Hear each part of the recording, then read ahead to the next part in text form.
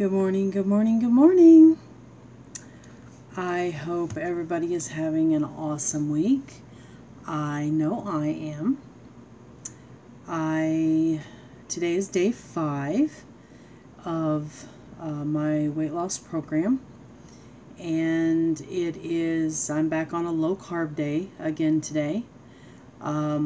Yesterday I had my much needed high carb day, and I loaded up on carbs, nice, good, complex carbs all day, and I absolutely knew it by the evening. I was burning so hot last night. My body was sucking up those carbs like there wasn't no tomorrow. I woke up this morning and I was so hungry. My body wanted more food, more carbs. I ended up having to make my shake. Normally I wait, 30-45 minutes before I make my shake. And this morning I couldn't. I was actually getting nauseated just because my stomach needed something in it. So I did go ahead and make my shake, and it's half gone already this morning. A couple things I changed.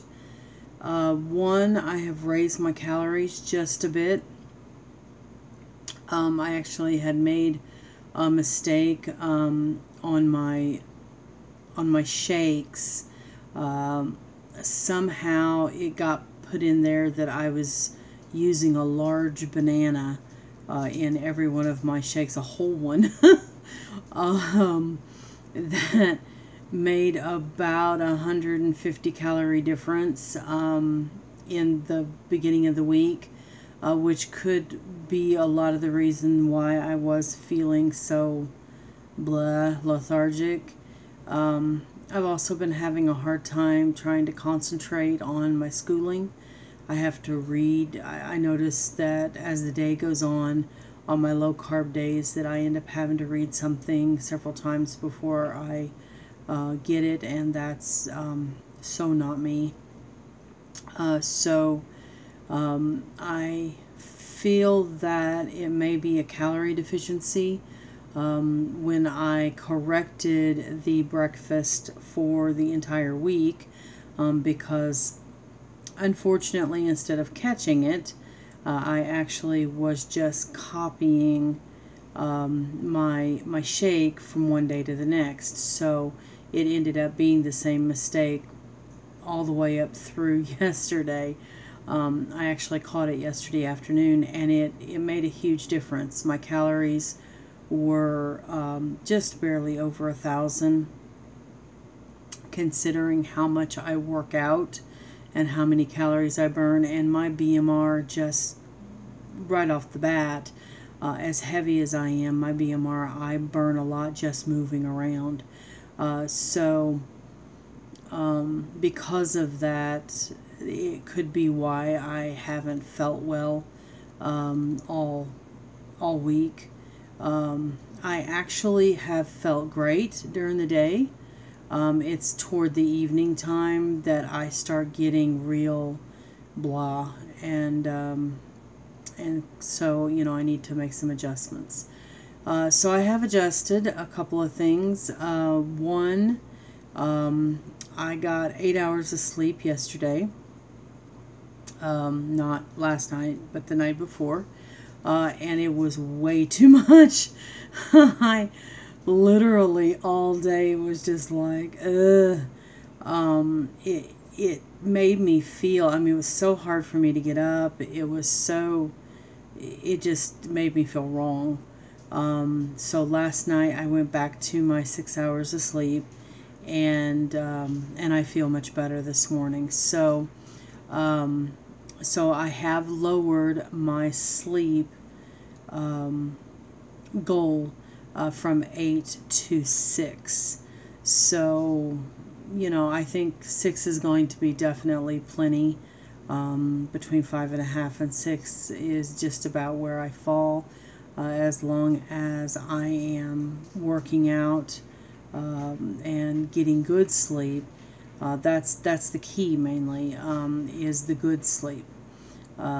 So I find that when I try to get in bed at like 9 o'clock and I'm not tired and I just lay there and I toss and I turn and I toss and I turn, and then I end up having a very, very restless night. I end up waking up around 1 o'clock, and of course, with as much water as I drink throughout the day, I end up having to get up and pee at night. And so, then I get up at 1 o'clock, and being an insomniac, it does not turn out well whenever I sleep 8 hours. It just doesn't. It's better when I get to bed around 11. I feel like I have more time in the evening to myself after hustling throughout the day and pretty much not stopping. And then, I get up around 5, and I feel great. So, that's adjustment that I am making. Another adjustment, of course, is the raising calories.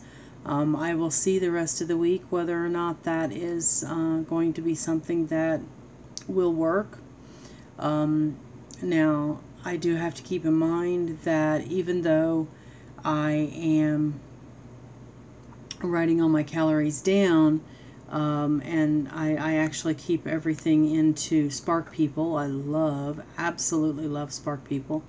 And so I keep a journal of everything I eat, absolutely everything. Last night I needed some chocolate really, really bad. I didn't have any dark chocolate, so I had one of those little mini Snickers bars with almonds, and it satisfied what I needed, and I put back 43 calories. So, I put it in my journal. So, I put everything down. One thing that I have learned in the years that I've been doing this, the most important thing that I have learned is the fact that if you continue to tell yourself, no, I can't have, no, I can't have, no, I can't have, then eventually, if you are overweight not because of a biological type condition, but because of the fact that you're a stress eater or possibly a stress binger or anything of that nature, anytime you continue to tell yourself you can't have, you can't have, you can't have, then eventually it's going to catch up with you. And eventually you're going to have, and then when you have, you're going to overhave. So I do find, now most of the time, I do attempt to replace. And if I'd had dark chocolate last night, which is much, much healthier than milk chocolate, of course. As a matter of fact, I'm picking up some from the store today.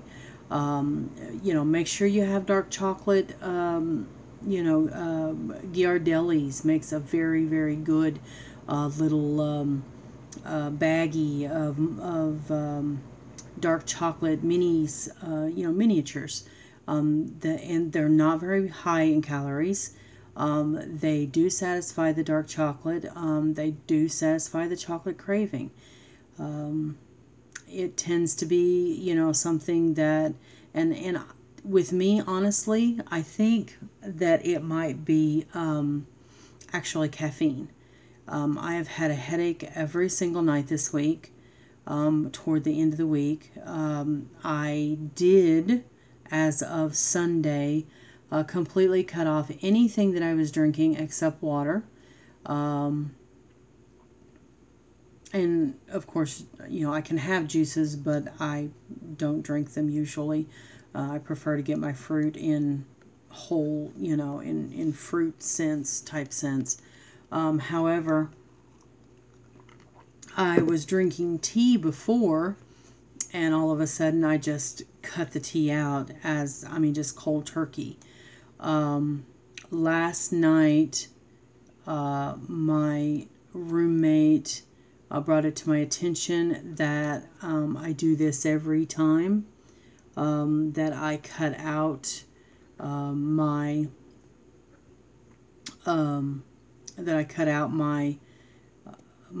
drinking of anything except for water. And so, he suggested that I have a half a glass of tea. So for dinner I did. My headache was getting really bad, and by the end of dinner I had sipped on a little bit of tea. It had more ice cubes in it than it did tea, so, and I ended up not drinking the whole thing. I drank a couple of sips of it until my headache went away, and then that was all. So, he does make his tea with sugar, so, I did get some extra sugar along with the chocolate bar. However, I'm not going to sit in misery. Simply because, it's in my head that I can't have this or I can't have that. The little sip of tea and the little chocolate mini bar is not going to hurt me unless it becomes something that I have to have all the time. Right now I have to realize that I'm weaning my body off of what it's used to having. Which is copious amounts of sweets, copious amounts of carbs, and then a lot of tea. So, it's just something that's going to have to be progressive. So I'm not beating myself up over it.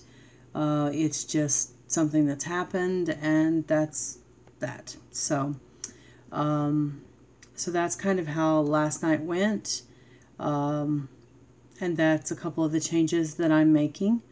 I am still sticking with the high carb day, 2 low carb days, so I can see, exactly how things are going.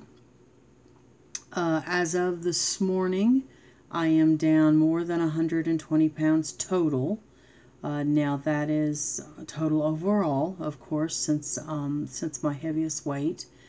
I am not back to what I was at my lowest weight, which was around, I believe somewhere around 290. So I'm still about 55 pounds from the weight that I was at several years ago. So that's my first goal. My first goal is just to get to the weight where I was before, because I felt awesome before. I felt just wonderful. And I'm feeling much better this week. Really, I am.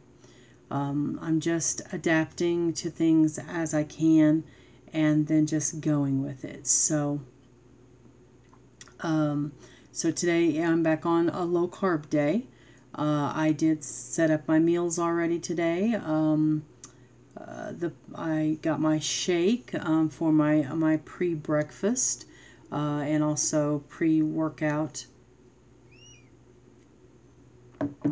My pre-workout meal, I guess, is what you can consider it as. For breakfast, I'm having eggs marinara, my version of it. It is awesome with the avocado, because I can have the healthy fats today. For lunch, I am having a shrimp salad. And I'm trying a new dressing called Seizure Parmesan by Bolthouse Farms. It is a yogurt dressing, and I stuck my finger in the jar this morning and tasted a little bit of it, because I'm very, very particular about my dressings. And it tasted really good. I love the Parmesan flavor. So we're going to try that for lunch with the shrimp salad. So lots of good vegetables there. And of course, shrimp, anytime you have a good, not fatty seafood, then you get lots and lots of good protein and very little fat. Now, today is my high fat day. However, I choose to take it in other ways. So, to my salad, I have added sunflower seeds, which I love the crunch that it adds. And of course, it adds the fat that I need. And then for dinner, I am making a turkey spaghetti squash bake. Oh my gosh. I worked up this recipe this morning and it sounds so good. So,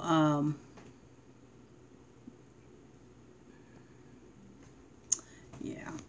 So yeah, things are doing, we're doing very well. I was just taking a look at the saturated fat. Even though my fat grams are very, very high, it does look like today, by the end of the day, I will have approximately 64 grams of fat. That puts me at, excuse me, I don't have my glasses on, puts me at 41% fat today, which brings my carbs way down to around 25% by the time I get my protein in. And of the 64 grams, 17 are saturated. So I am doing fairly good at keeping the saturated fat down. Excuse me. I did a saute whenever I worked up the spaghetti squash bake. I did the saute of the garlic and the onions in butter. I love a good unsalted butter, real butter, okay, not that margarine crap. A very good unsalted real butter. So it adds flavor to the dish. It does add a little bit of healthy fat to the dish. And of course, the butter is fairly saturated. I believe it is a saturated fat. So, it is something that's going to bring, the saturated fat up a little bit. If someone else wants to make the recipe, which is posted on Spark People, they could use an olive oil or a coconut oil and not get that saturated fat that they're getting, that I would get with the butter. And then, of course, the turkey is going to have some saturated fat in it. So, simply because it is, no, actually, the turkey shouldn't have much saturated fat. Not exactly sure where all my saturated fat is coming from. Probably mostly eggs. But as long as I keep it low, I consider somewhere around 15 grams a day. On my high-fat days, considering that I'm having 60 to 65 grams of fat a day, on those days, around 15 grams of saturated is not bad. I continually work to try and cut out the saturated fat as much as possible. However, that's just not always possible. So that's pretty much the way my meals look today. I do not fill in my evening snack because I never know what I'm going to feel like having. I'll usually have a fruit or if I have that strong urge for something sweet, then I'll have, a piece of chocolate or something of that nature. So one of the things, again, just to reiterate, don't rob yourself of something that you feel like your body needs. That is how you end up being, in trouble later. Now, me, I'm a binger. I've been a binger all of my life. I'm a stress binger. Now, stress is a minute part of my life nowadays. Thank goodness. However, if at any point in time the stress hits, then then I do have the opening of binging, because that is a pattern that I have lived with most of my life. So I am not going to rob myself of the things that I feel like I need, because then if I ever have a stress moment and do end up binging, then hopefully I would binge on fruit or vegetables, and those behaviors do still happen until you get everything right up here. Most people think that weight loss is all about the physical being. It absolutely is not. One of the things I was extremely disappointed in when I had my weight loss surgery, the program, they seemed to cover everything except the psychological part of why we are fat. Now, some people, yes, it is biological. They have, issues with their body, their thyroid gland. There are numerous reasons why it can be biological. However, the majority of the population that are overweight, it is completely psychological. It has nothing to do with biology. And when you go from biology to psychology, it makes things so much harder. Biology, there are so many ways of dealing with what could be wrong. If you have a thyroid condition, you take thyroid medication, etc. and so forth. If you have a sugar condition, then you may possibly need some insulin, or they do have medication for helping the body to produce the insulin that it needs. So biology is easy, but when it turns to psychology, and it gets to the point where, okay, what is it that's so deep-seated, embedded into my mind, that's bothering me so much that I feel like I have to turn to food in order to feel that comfort, and that's the way I've been all my life. Like I said before, I am a stress eater. I know that. Because I know that, I know that I have to keep my stress at bay in order to be able to accomplish what I'm accomplishing. I have to stay motivated all the time. And when I have down times, I have to make sure that I'm doing something to avoid food. So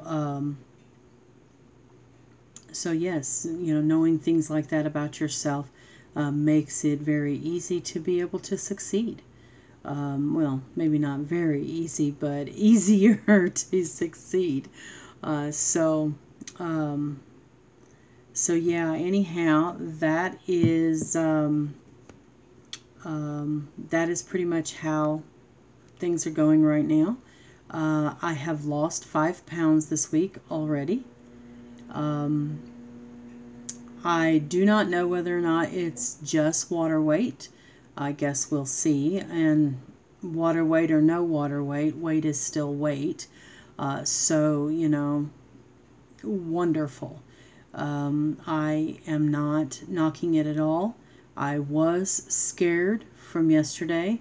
I did put back a lot of carbs, and I also raised my calories a little bit yesterday.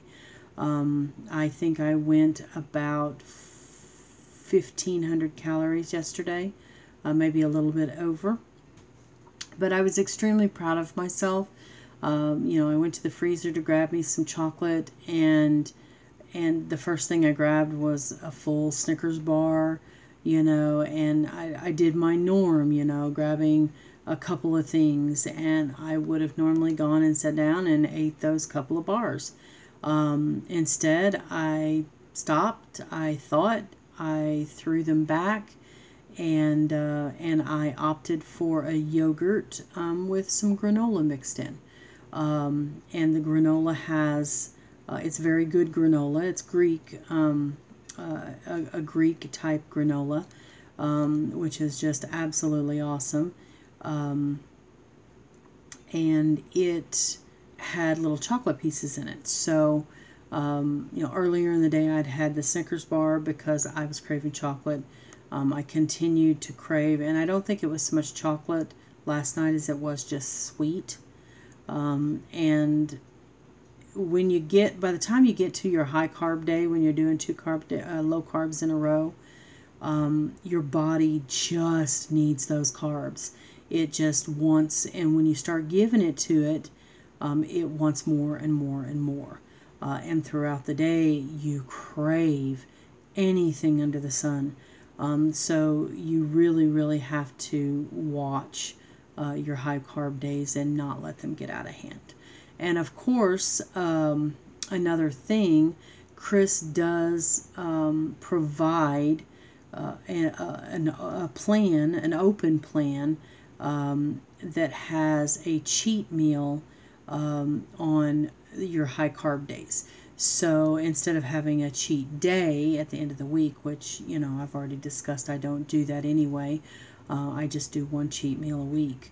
But, there was a friend of mine that wanted to do this with me, and it was easier for her to do the cheat meal, one cheat meal on her high carb day. Now, he suggests that your cheat meal not be at home. He suggests that it be away from the home. And of course, that's not always possible. So as long as you just keep things in order, keep things kind of at bay, then, fit into whatever program fits you. So, working out, I did well again yesterday. I did my 1 mile around the track. I added 2 miles onto the regular bike that I usually go with, but then the gym that I go to only has 2 of those bikes, and they were taken. I got there a little late in the morning, and those bikes were taken. So I ended up, when I went to do my 3rd mile on the bike, I chose to do it on what I call an elliptical bike. It's basically the bike where the handlebars go back and forth, and you're basically moving this fan underneath the front wheel is like a fan. And it actually is a fan. It blows air right up into your face, and it's pretty awesome. But the bike is it pushes you big time. It is a much harder bike to ride than the other, the more stationary bike, and because your arms and your legs are moving, and it does bring your heart rate up way, way high. My heart rate went into some serious high zone yesterday for the entire time that I was on that bike. And I did a mile on that bike too. So I was determined to get in my 3 miles. If I would have gone back to the regular bike, I was going to go ahead and do 2 more miles. And then another thing, normally I break up at the gym, the mile is 12 laps. So normally I break that up into 4 3-lap sections. And then in between each lap, I will do something else, kind of a circuit type thing. That's what I was doing with the bike. And so I was going, 1 lap in between or 1 mile on the bike in between each of my laps. The 3 at the beginning of the week, 3 was the most I could go without having to do something else that I could have. They don't allow the water on the track. However, I can take my water to the bike. So, I would go and I would do a mile on the bike while I was rehydrating. Since I have such a small stomach from my bariatric surgery, rehydrating is not easy. I cannot drink big gulps like most people can. I can only take small sips. So kind of doing that little bit of circuit where, I'm on the bike and then back on the track and then on the bike, it gives me the opportunity to rehydrate in between laps. However, I'm pleased to say that I did 4 laps yesterday on each round. So I did 4 laps, and then I did 2 miles on the bike. I went back to do 4 laps again, and then of course the bikes were taken. So I did 1 mile on the other bike, which I barely handled. I had to push myself I got about half a mile and was just ready to quit. And I didn't. I went ahead and pushed out the other half mile, and then I went and did my last 4 laps. So I still got my mile in walking, and I kind of put it into a little bit of a circuit, so I'm not stressing out certain parts of my body a little bit too much. I love circuits. Circuits are awesome. Because you change it up, you change up what your body's doing, you change up everything every day, and keeps your body guessing, and then it keeps losing. So it's a very beneficial thing to try a circuit if you haven't ever done so. So basically, that's pretty much the way things are going right now with me. And I am heading to the gym again this morning. This will be day 4 at the gym, 4 straight days. It has been pouring all night, and it's flooded all over southern Illinois. However, I am still going. So I have a 4x4, so it isn't going to keep me from getting to the gym. I'm determined to see out this week and just see how things are going to go, and I feel good.